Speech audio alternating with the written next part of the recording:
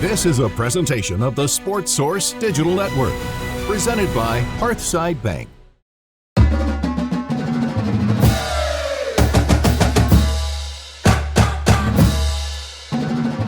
Every year, the polls come out at this time, and Tennessee's ranked about right here.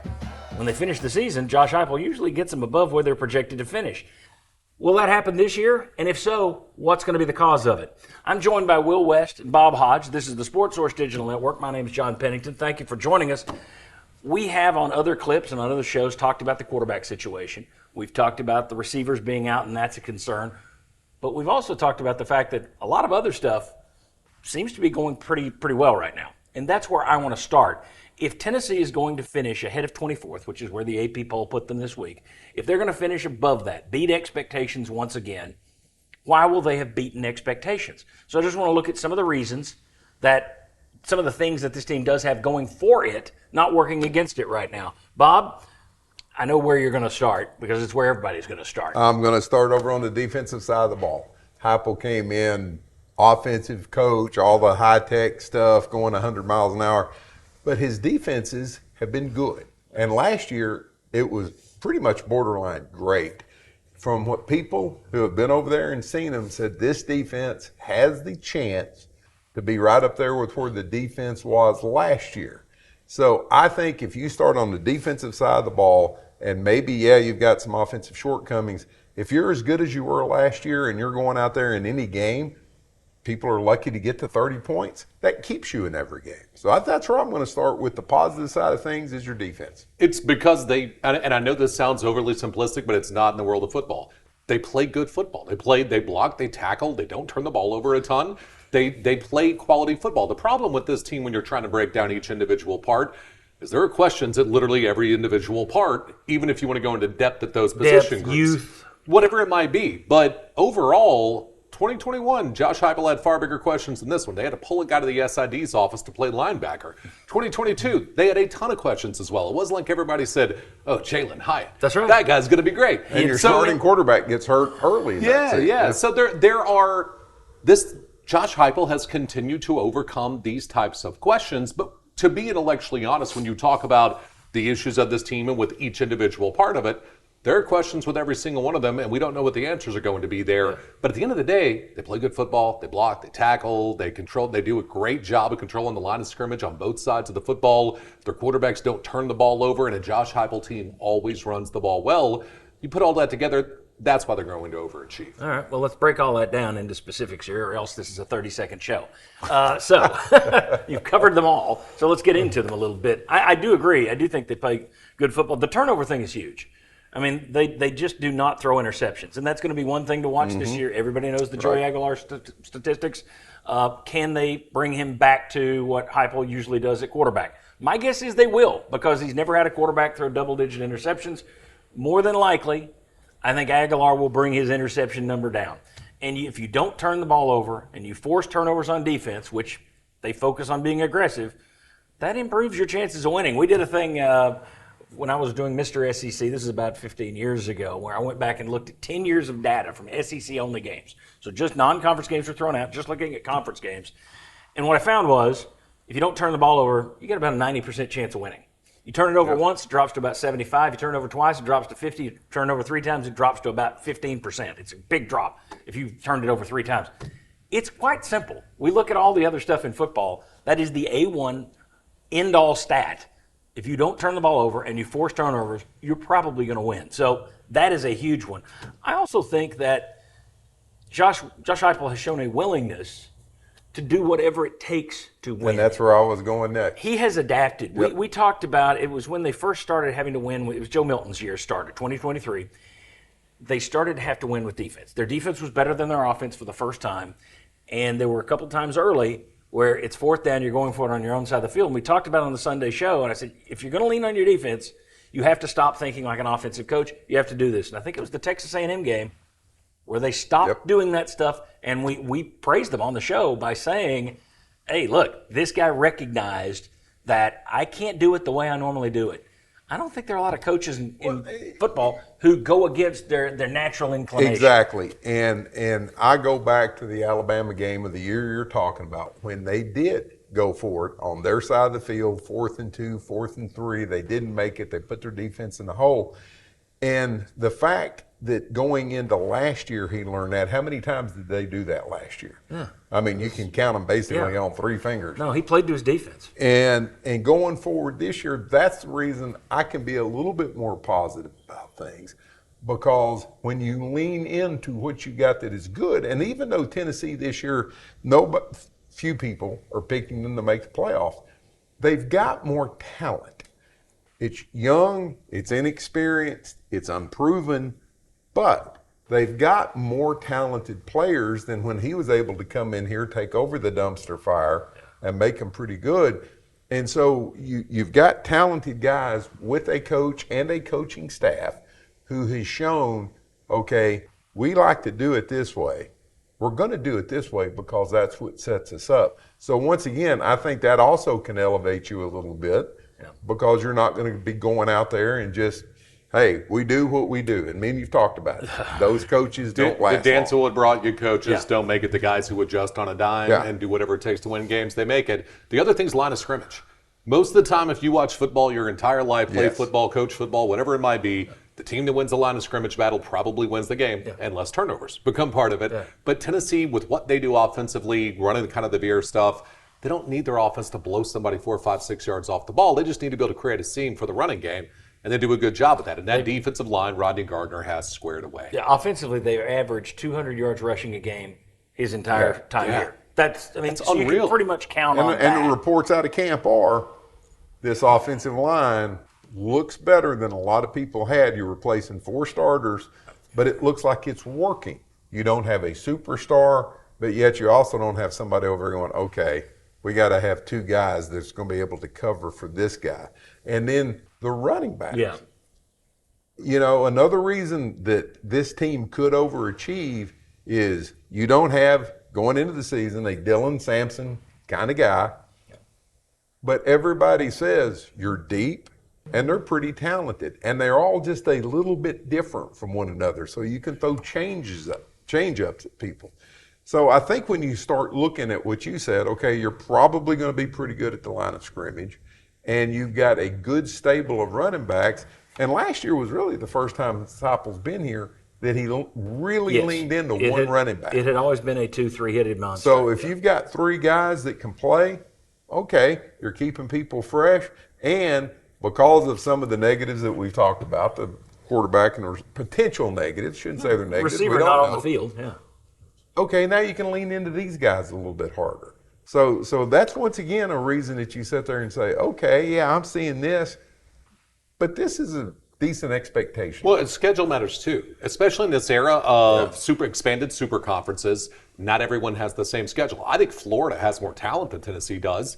I think they're going to be a 7-5 football team because I think they play the toughest schedule in conference football. Now you get Florida at the end of the season. Is Billy Napier employed? DJ Lagway's dealt with 3 injuries since the end of last season. Is he alive, right? Or on the field? And the other thing, look at the Oklahoma game where it is in November. You're like 3 games into probably the 5 toughest game stretch any team has in college football this year. That's where you get Tennessee after playing Ole Miss, after playing Texas. Like, it's brutal the stretch they have to go to before they play Tennessee. And if you look at it right now, having an easy schedule is advantageous, and Tennessee has a pretty easy schedule comparatively. On paper, yes. Compared to others, you would take this one. It's interesting, the things you've heard so far coming out of there. You talk to people who've been over there to watch it and who've been able to, you talk to people who are your sources who've seen it behind the closed doors. Talent, clearly the most talented team he's had. Now, it's young talent. It's green. So we've talked about this on the Sunday show. The talent moves up. But how much does the inexperience put a governor on that? We don't know. But still, I'd rather have inexperienced talent than experienced non-talent. So the talent's a step up. You talk to people over there, the one that shocked me, going back to the first thing you threw out, I expected people to say the defense could be as good. I thought the defense could be as good. Yes, you've lost depth on the D-line, but the way they rotated, I mean, I'm not as concerned about that as I am a depth piece on the offensive line. One of these guys, okay, you may need 10 snaps a game. That's not 70 snaps. So knowing how Rodney Garner likes to rotate it, that doesn't freak me out. But to hear people come out of there and say the defense could be better this year, which we've had Ryan Callahan said that on our show, defense could be better this year, that's a pretty big statement. And then the other thing, running back. Just mentioned that. Running backs could be as good as they were last year, meaning you've lost a superstar. Dylan Sampson had arguably the greatest season. Yep. And when you're breaking 100-year-old records set in the 1920s, yep, that's one of the best all-time years. So to replace him and still sit there and go, but I think these three can give you what this one gave. Those are three pretty big statements. Talent's better. Defense could be better. Run game could be absolutely the same.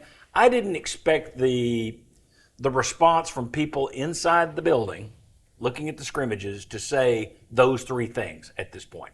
So that's a positive. And now you also factor in the things we've already talked about. You haven't had a quarterback that's grabbed the job. Your receivers aren't out there like you'd like them to be. But those are three pretty big deals. Turnovers, they don't turn the ball over. Talk about the line of scrimmage, they're pretty good. Well-coached team, willing to do whatever it takes to win. You saw it at Oklahoma last year. I know we debated, well, he didn't have a choice. Yeah, he did. There are plenty of coaches who just run into a brick wall. Going to do what we do. Yeah. And as far as the coaching goes, too, something that kind of gets overlooked. Since Heupel's been here, your special teams have been solid.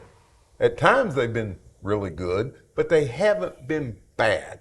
No Dooley era train wreck at special teams. Exactly. Yeah. We're not even going to put anybody back there to cover the punt. We'll just let it hit. You've been one or two in punt returns every year since he's been here in the SEC. So you can make the assumption that they're probably going to be pretty good again because they have been since Heupel's been here.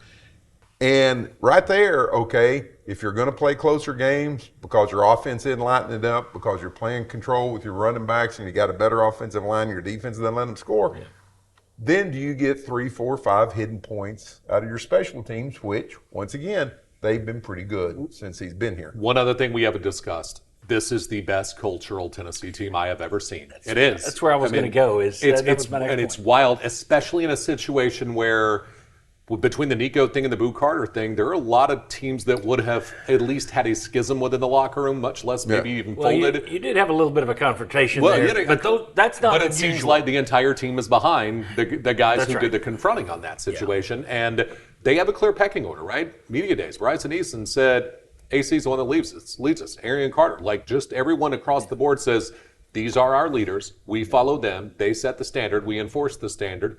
And everyone almost to a man is on board in a way that I have never seen before. Excellent use of the word schism, by the way. Yeah. But I do think culture is something that has never reared. You've never seen this team kind of throw up its arms, roll its eyes, and just kind of lay down. You saw it under Dooley. You saw guys quit mid-game under Bush Jones. You had people falling on helmets. The Missouri game there, where Tennessee just got dog-walked by Cody Schrader and those dudes, the young players on this team, I was told from people who were on the sideline, were super not happy with the veterans on that team at the time. Now those young players are the seniors and the juniors on this team that are leading the way. So you have guys that Arian Carter was one of the guys. Dylan Sampson was another guy that reportedly I'd reported it, so I guess I should, that confronted seniors about how lazy they were when they were getting beat down by an opposing team. Those are the guys that are the leaders of the team. And that's good culture. I mean, when you've got, and I've always said that, people want a player-led team, and I get that, and that's what that's talking about. I don't like it where a coach just kind of cedes everything to the players. It's like, well, leadership council. If the leadership council is a part of it, and then you make the call, that's one thing. But this is a positive in terms of if the players are handling these situations. I mean, maybe you like the way that a couple players handle it with Boo Carter, maybe you don't. But a couple players handled it. Yeah. And that has happened. That is not unusual in a football team for there to be some physical confrontations in terms of get your ass in line. Not unusual.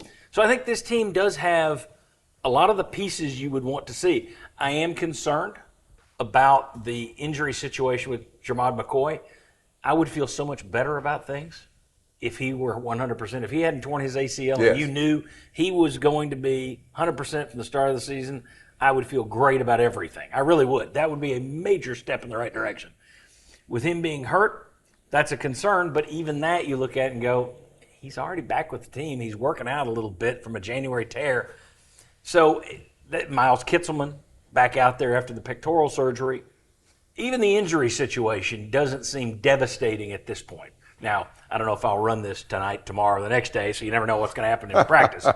But even the injury situation so far. We talk about receivers not being on the practice field, but none of those guys have been lost for the season yet. You haven't felt that kind of an injury yet. So that has worked in their favor, and they also haven't had a lot of devastating injuries. Now, some of that's random. Some of that can also be chalked up to a pretty good conditioning staff. Butch Jones every year led the nation in injuries.